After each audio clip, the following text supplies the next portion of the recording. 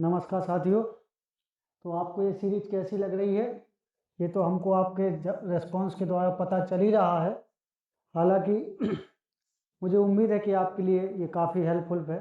वैसे कई बच्चों के क्वेश्चंस आते हैं कि सर आप थोड़ा सा एक्सप्लेन और ज़्यादा करें। एक्चुअली क्या है कि हम ये चाहते हैं कि जो क्वेश्चन का कंटेंट है वो आप तक सही टाइम के साथ पहुंचता रहे। अगर हम ज़्यादा एक्सप्लेन करते जाएंगे तो उसमें टाइम के साथ साथ क्वेश्चनों की संख्या कम हो जाएगी। इस वजह से थोड़ा थोड़ा हम आपको आगे बढ़ाते जा रहे हैं। तो ये क्वेश्चन आरपीएफ कांस्टेबल के साथ साथ आपको एनटीपीसी के एग्जाम में भी सपोर्ट करेंगे। क्योंकि इसमें सारे क्वेश्चन, कुछ क्वेश्चन ऐसे हैं जो 2025 के करंट अपडेशन से भी रिलेटिव हैं। इसलिए हम चाहते हैं कि आप जो कोशिश कर रहे हैं, जो रिवीजन कर रहे हैं, क्योंकि ये रिवीजन क्लास है, कोई ऐसा प्रैक्टिस सेशन वाला नहीं है जिसमें हम ज़्यादातर आपको एक्सप्लेन करते जाएं, लेकिन जितना जहाँ जरूरी पड़ता है वहाँ आपको एक्सप्लेन करते हैं। दूसरी बात ये है कि आपको इन क्वेश्चनों के साथ साथ ये क्वेश्चन कैसे हैं, केवल आपके रिवीजन के लिए, क्योंकि एग्जाम से पहले कोई अदर स्टडी ना करते हुए केवल हम अपनी पढ़ी हुई चीज़ों का अगर रिवाइज कर लें तो हमारे एग्जाम में थोड़ा कॉन्फिडेंस बढ़ जाता है। इसलिए इस सीरीज को आपके लिए बनाया गया है। बाकी आपको एक्सप्लेन सीरीज हम बहुत जल्दी शुरू कर देंगे अलग से टाइम पे ही। ये टाइमिंग जो आपकी 4 बजे से वो वही रहेगी, ताकि आप अपने क्वेश्चनों का एनालाइज कर सकें। ठीक है साथियों, उम्मीद है कि आप मेहनत कर रहे होंगे और करेंगे भी, क्योंकि आपके माँ बाप का सपना है कि हमारा बच्चा सफल हो। तो आपको भी अपना सपना पूरा करने के लिए इस समय मेहनत की अत्यंत आवश्यक है। जितना ज़्यादा से ज़्यादा कोशिश करें कि अन्य चीज़ों में भ्रमित ना हो और आप लगातार अपने अध्ययन पर फोकस करें और रिवीजन करें, ताकि आप अपने एग्ज़ाम से पहले अपने आप को फोकस्ड कर लें और एग्ज़ाम पर ध्यान दें। चलिए बढ़ते हैं आगे के क्वेश्चन पर। तो पहला क्वेश्चन है, काफ़ी कई बार एग्जाम में आया है कि शून्य आधारित बजट। देखो, ये जो क्वेश्चन है ये आपको अच्छी तरह से याद रखना पड़ेगा कि शून्य आधारित बजट की बात चल रही है। तो शून्य आधारित बजट का क्या अर्थ होता है? तो पहले तो इस क्वेश्चन का आप आंसर अगर आपने पढ़ा है तो आप देने की कोशिश करें और ये चीज़ पहले देख लिया करो। वैसे हम यहाँ पे भी एक फोकस कर रहे हैं कि हम आपको ज़्यादा टाइम ना देते हुए सीधा सीधा आंसर बताते हैं, ताकि अगर आपको आता है तो अच्छी बात है और नहीं आता है तो आप तुरंत सीख के उसको पॉइंट आउट कर लें और रिवीजन करने के लिए बैठ जाएं। तो शून्य आधारित बजट का अर्थ होता है किसी भी बजट को बिल्कुल नए सिरे से बजट तैयार करना। इसका आंसर ये होगा। ठीक है, चलिए आगे इसमें बताते हैं कि जो शून्य आधारित बजट है वो किस देश की देन है। तो यहां पर आप समझेंगे कि आपने देखा शून्य आधारित बजट का अर्थ क्या होता है, बिल्कुल नए सिरे से बजट तैयार करना। ये शून्य आधारित बजट जो है वो अमेरिका की देन है। कहाँ की देन है, ध्यान रखना, क्योंकि शून्य आधारित बजट है। ठीक है, क्योंकि ज्यादातर बच्चों ने क्या पढ़ा होता है कि शून्य काल वास्तव में भारत की देन है। ये बात बिल्कुल ठीक है, लेकिन अगर एग्जाम में शून्य आधारित बजट किस देश की देन है, अगर ये क्वेश्चन पूछा जाता है तो आपको आंसर क्या लगाना है, अमेरिका। फिर हाँ, ये चीज ध्यान रखेंगे शून्यकाल भारत की देन है, बिल्कुल सही बात है। अब समझते हैं काकस क्या है। तो आप इन एक्सप्लेन को यहाँ से समझिए कि यहाँ से क्वेश्चन जो बनते हैं वो कैसे बनते हैं। यहाँ क्वेश्चन मैं जो बोल रहा हूँ उसको आप जरा फोकस कीजिए। किसी राजनीतिक दल अथवा गुट के प्रमुख सदस्यों की बैठक। तो ध्यान रखें, किसी राजनीतिक दल या गुट के प्रमुख सदस्यों की बैठक को हम क्या कहते हैं? तो आंसर क्या बनेगा आपका, काकस। ठीक है, काकस किसे कहते हैं? किसी राजनीतिक दल अथवा गुट के प्रमुख सदस्यों की बैठक को क्या कहते हैं? तो काकस कहते हैं। दूसरी बात समझेंगे, हर एक लाइन से आपका क्वेश्चन बनेगा। एक विधानमंडल के कार्यकाल की समाप्ति तथा दूसरे विधानमंडल के कार्यकाल की शुरुआत के बीच के काल में संपन्न होने वाले सत्र को क्या कहते हैं? तो संपन्न होने वाले सत्र को क्या कहते हैं? पंगु सत्र। अगर कभी कभी एग्जाम में यही पूछ लिया जाए कि पंगु सत्र क्या है, तो आप ध्यान रखेंगे एक विधानमंडल के कार्यकाल की समाप्ति होती है और दूसरे विधानमंडल के कार्यकाल की शुरुआत के जो बीच का जो समय होता है या काल होता है, उस समय में संपन्न होने वाले सत्र को हम क्या कहते हैं? पंगु सत्र कहते हैं। पंगु सत्र की जो व्यवस्था है ये बेटा ध्यान रखना केवल अमेरिका में है। ठीक है, मूल प्रस्ताव में संशोधन करने के लिए संशोधन प्रस्ताव पेश किया जाता है। तो ध्यान रखिए जो मूल प्रस्ताव होगा उसमें संशोधन करने के लिए किस प्रकार का प्रस्ताव होगा, तो वो हमारा संशोधन ही प्रस्ताव होता है। चलिए नेक्स्ट क्वेश्चन, उम्मीद है आपको बात समझ में आ रही होगी। ग्राम पंचायत चुनाव, देखिए पंचायती राज व्यवस्था आपको पढ़ना अत्यंत आवश्यक है, हर बार एग्जामों में पूछा जाता है।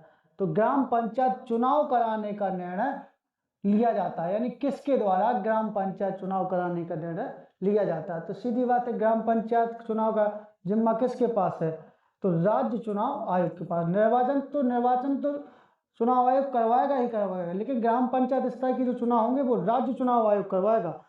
ठीक है, ये चीज ध्यान रखेंगे। तो आप देखेंगे ग्राम पंचायत चुनाव का निर्णय कौन लेता, राज्य चुनाव आयोग। ये ध्यान रखना, कभी गलती से राज्य सरकार ना कर देना। तो पंचायती राज, जब जैसा कि हमने कहा है कि पंचायती राज व्यवस्था भारत में जो 2 अक्टूबर 1959 को प्रारंभ हुई थी, उसके बारे में आप जरूर पढ़ें। तो 2 अक्टूबर 1959 को जवाहरलाल नेहरू जी के द्वारा राजस्थान के नागौर में इसका शुभारंभ हुआ था। इसको 73वां संविधान संशोधन अधिनियम 1992 में पंचायती राज को जोड़ा गया है, यानी पंचायती राज से संबंधित कौन सा अधिनियम है, तो 73वां संविधान संशोधन अधिनियम 1992 में। और इससे संबंधित जो समितियां हैं, ठीक है, जैसे बलवंत राय मेहता समिति है, ठीक है, और भी अन्य समितियां हैं जिनको आप पढ़ लेंगे। मैं अभी हाल ही में, क्योंकि त्रिस्तरीय जो पंचायती राज व्यवस्था है इसको आपको जानना पड़ेगा, किस समिति ने कौन सी सिफारिश की पंचायती राज व्यवस्था से, तो वो आप जरूर इसको रिवाइज कर लें इस क्वेश्चन के साथ साथ। बलवंत राय मेहता समिति जिसका गठन 1957 में हुआ था और पंचायती राज से संबंधित है। ठीक है, बाकी जानकारी आप आज अभी ऐड कर लें, रिवीजन कर लें, बाकी हम आपको एक्सप्लेन, जब अपनी एक्स्ट्रा क्लास होगी, अलग से क्लास होगी, एक्सप्लेन क्लास होगी, टॉपिक वाइज होगी, तब आपको पूरी जानकारी दे दी जाएगी। घटिका क्या थे, तो ये घटिका क्या होते हैं, एक तरह से संस्थान होते हैं। क्या होता है, वैदिक काल में जो ब्राह्मण संस्थान थे, जो ब्राह्मण संस्थानों में उच्च शिक्षा के लिए जो संस्थान बनाए जाते थे उन्हीं को हम घटिका कहते थे। तो इसके अकॉर्डिंग क्या होगा, उच्च शिक्षा के ब्राह्मण संस्थान को हम क्या कहते थे, घटिका। तो आगे हम लोग इन्हीं चीजों को समझेंगे। ये किस वंश की बात चल रही है, तो देखो पल्लव वंश के शासनकाल में उच्च शिक्षा के ब्राह्मण संस्थान को घटिका कहा जाता था।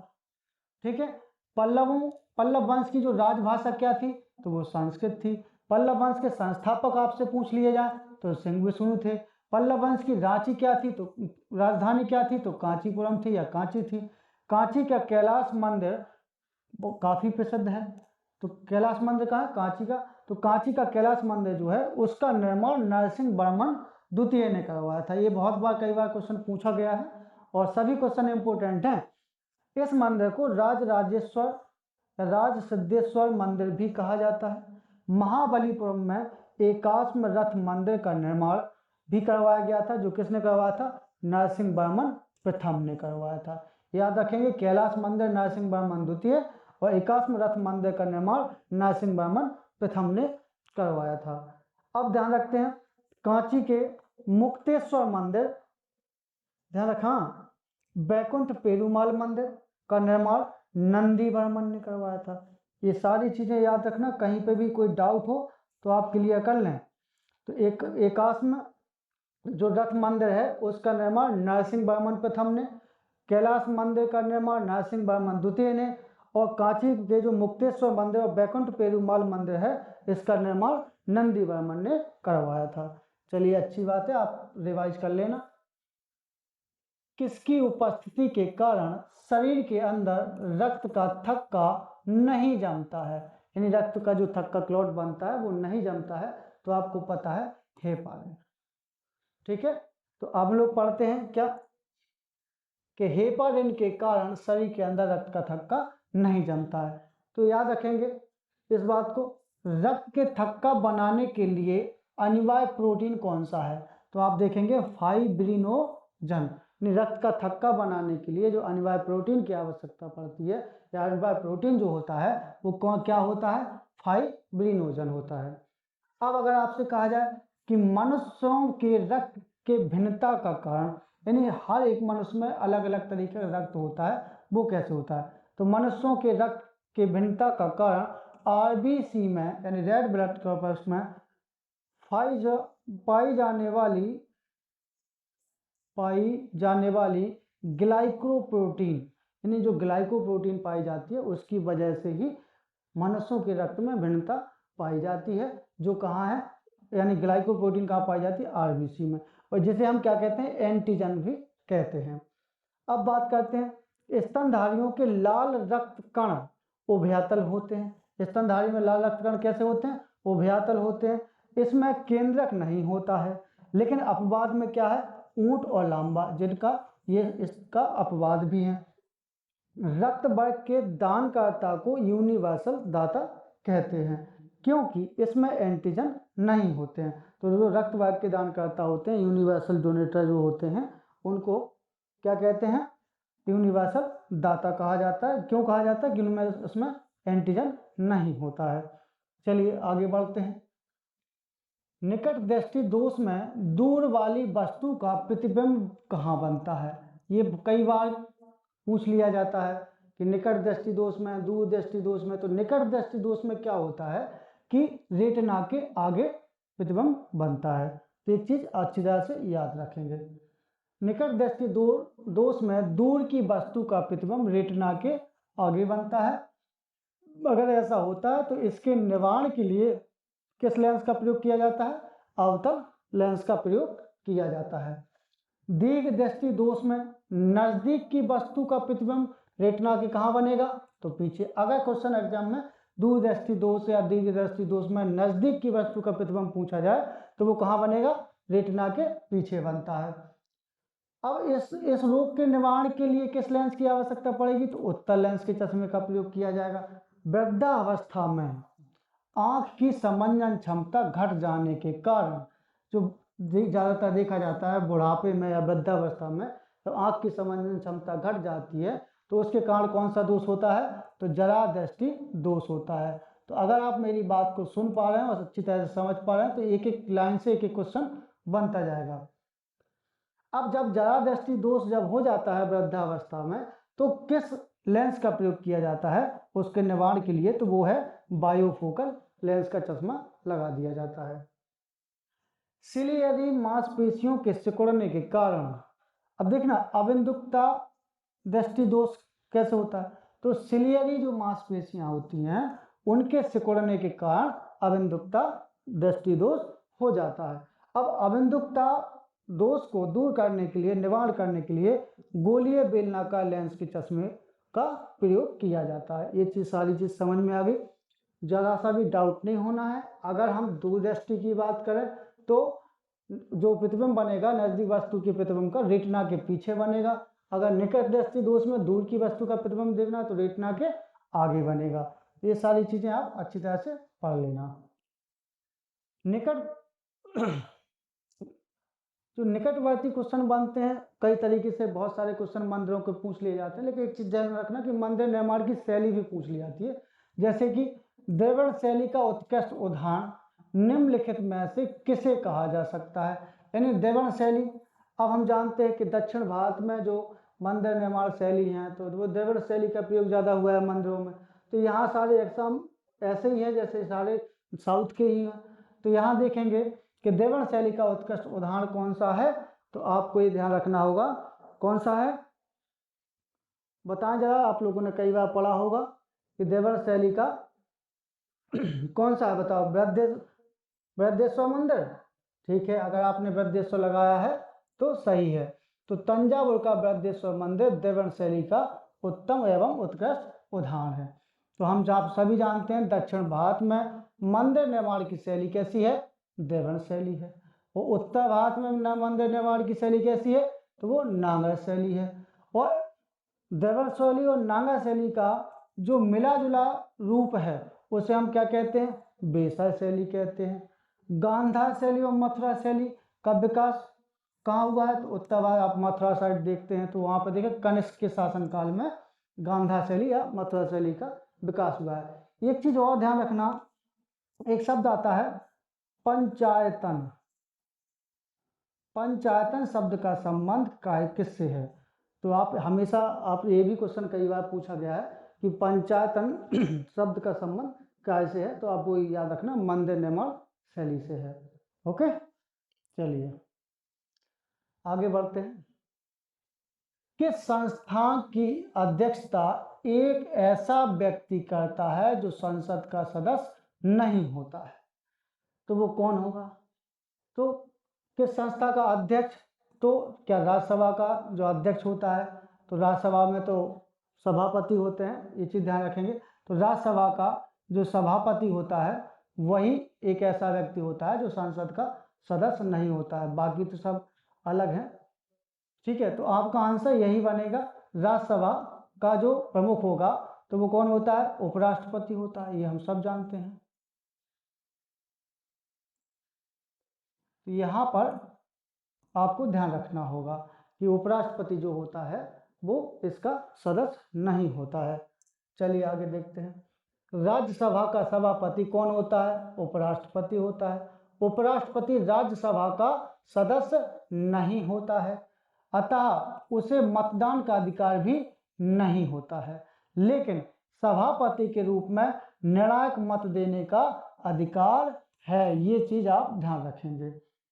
फिर देखते हैं संविधान में इसका क्या प्रावधान है। तो संविधान का आर्टिकल 63 यानी संविधान का जो अनुच्छेद 63 है, इसके अनुसार भारत का एक उपराष्ट्रपति होगा।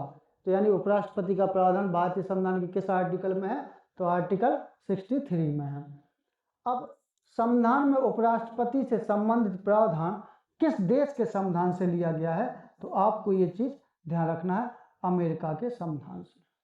ठीक है, यानी उपराष्ट्रपति से संबंधित प्रावधान भारतीय संविधान में जो है वो किस देश के संविधान से लिया गया है? तो अमेरिका के संविधान से। आपको पता है उपराष्ट्रपति के लिए न्यूनतम आयु कितनी होती है? 35 वर्ष जरूरी है। राज्यसभा सदस्य के लिए कितनी है? 30 वर्ष आवश्यक है। राज्यसभा के सदस्यों का कार्यकाल कितना होता है? 6 वर्ष का होता है। और राज्यसभा एक ऐसा सदन का अंग है संसद का जो कभी भंग नहीं होता है, ये चीज ध्यान रखेंगे। चलिए नेक्स्ट क्वेश्चन है, जजीरा एयरवेज। जजीरा एयरवेज किस देश की विमान सेवा है? तो जजीरा एयरवेज कहाँ है? कुवैत में।